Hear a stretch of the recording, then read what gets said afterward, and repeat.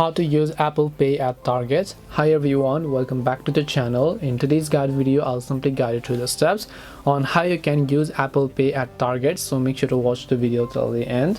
In order to use Apple Pay at Target, all you have to do is simply go ahead and launch the Target application here. Let's say you want to use the Apple Pay application, or maybe using Apple Pay you want to pay at Target. All you have to do is first of all add the products that you want to buy to your cart, and then hit the cart option from the bottom right hand side of the screen. Once you hit the cart option from the bottom right, just go to the checkout page. Now once you go to checkout page, you want to pay with Apple Pay, then under payment just tap the add button. And then here you'll find this option called Pay with Apple Pay. Just select that option. Now tap on Save. Now when you go to the next option called Pay with Apple Pay, you should be able to enter the addresses and so on, and successfully go ahead and then pay using Apple Pay. This way you can use Apple Pay on Target. Hope this video was helpful to you guys. If it did help you, make sure to leave a like and subscribe to the channel. And if you have got any more questions, then feel free to leave them down in the comment section.